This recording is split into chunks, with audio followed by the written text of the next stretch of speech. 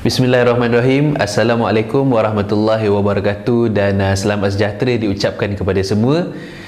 Terima kasih kepada pihak Urus Setia kerana memberi peluang kepada saya untuk menyampaikan pembentangan dan pengkongsian pengalaman kepada semua pada hari ini. Saya Muhammad Izzuddin bin Abdul Wahab dari Sekolah Sukan Malaysia Pahang.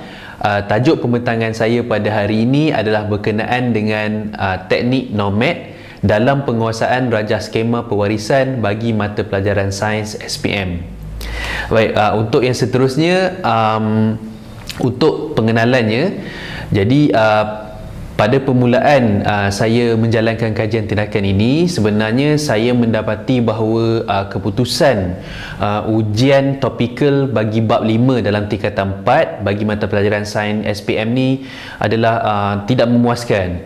Jadi saya mengambil inisiatif untuk menemu bual murid-murid yang lemah dan saya cuba untuk menyemak kembali latihan-latihan bab 5 yang telah saya beri kepada mereka.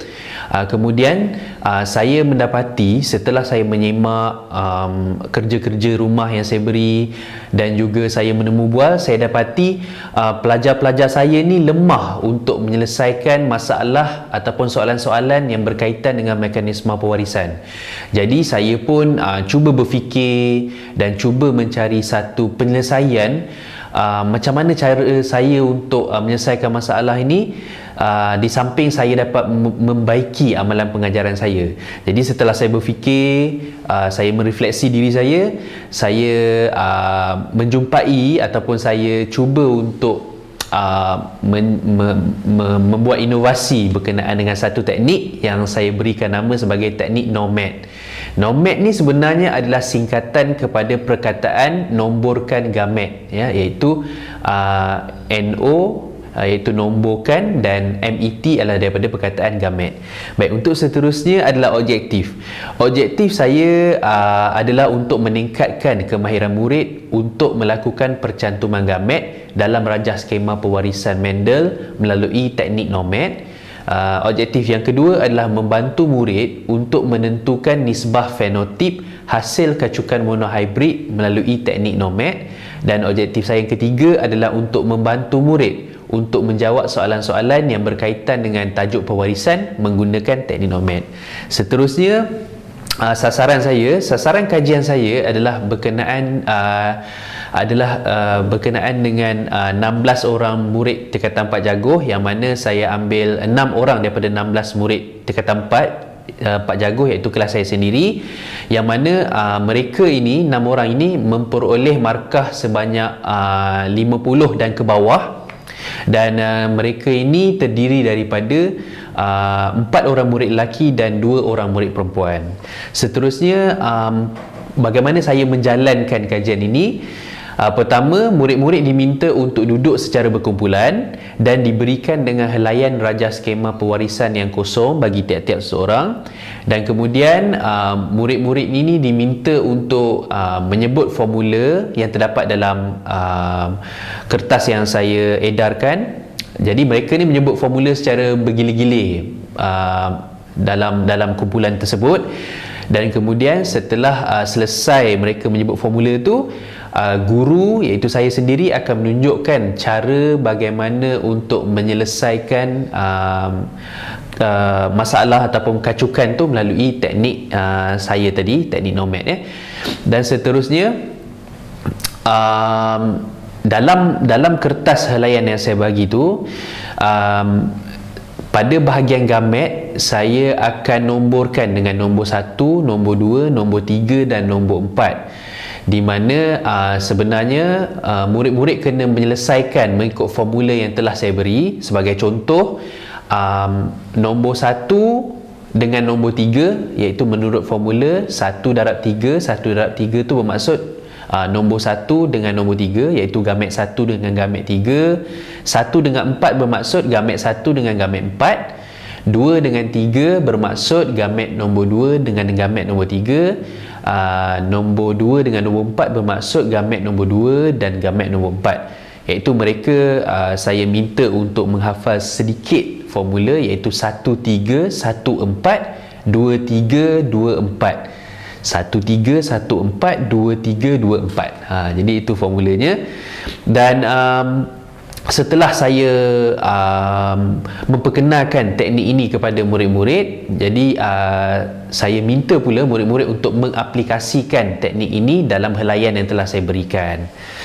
Dan kemudian setelah selesai mereka menyelesaikan masalah tersebut, dan kemudian mereka berbincang bersama ahli kumpulan masing-masing. Seterusnya adalah impactnya. Impact teknik NOMAD ni sebenarnya dapat dilihat melalui analisis soal selidik yang telah saya jalankan, dan juga analisis ujian pra dan ujian pos yang telah saya buat.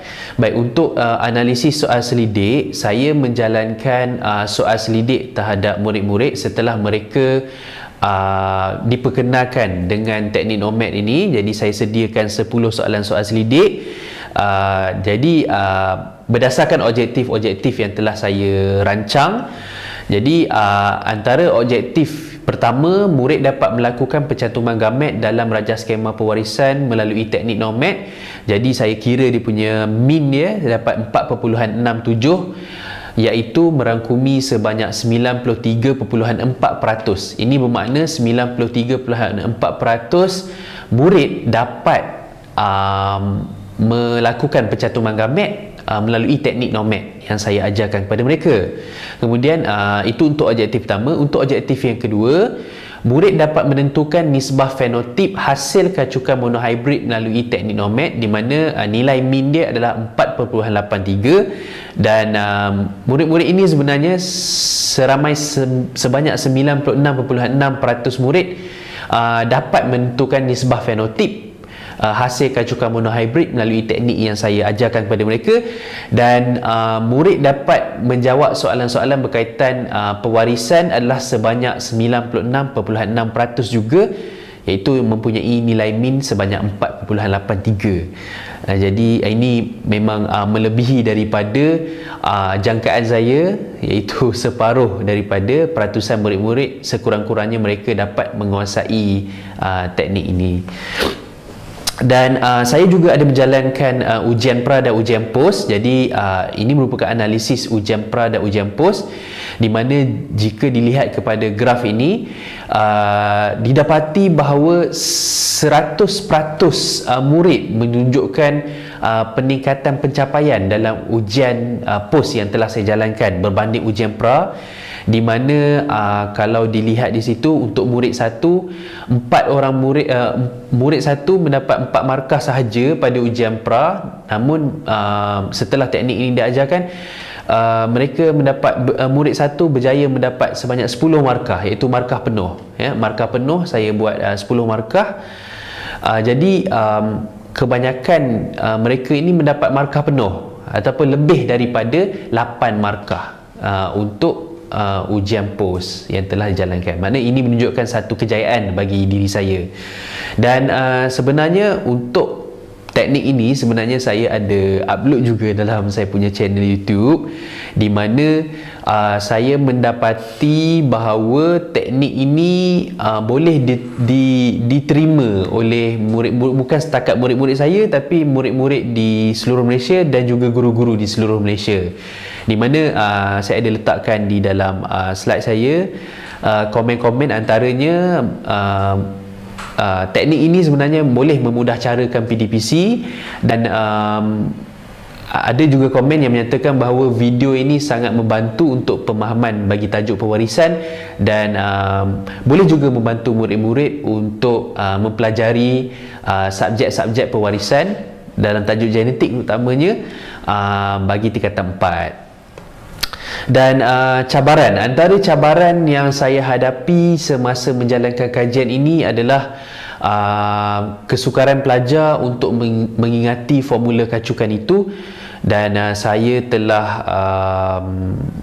mengambil inisiatif. Salah satu cara untuk saya mengatasi cabaran ini adalah dengan meminta pelajar membaca secara bergila-gila sebanyak 3 kali di dalam kumpulan untuk mengukuhkan ikatan jangka pendek.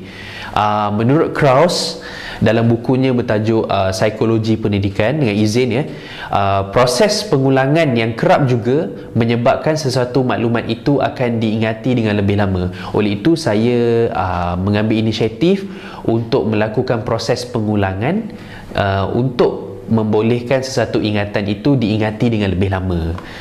Dan untuk rumusannya, teknik NOMAD boleh meningkatkan pemahaman dan kemahiran murid, terutamanya murid-murid saya tingkatan 4 jaguh, dalam menyelesaikan masalah berkaitan dengan mekanisme pewarisan Mendel. Dan adalah besar harapan saya agar teknik ini juga boleh diaplikasikan oleh murid-murid tingkatan 4 di dalam kelas lain di sekolah saya, dan juga murid-murid tingkatan 4 di seluruh Malaysia secara amnya. Sekian daripada saya. Terima kasih. Assalamualaikum warahmatullahi wabarakatuh dan selamat sejahtera.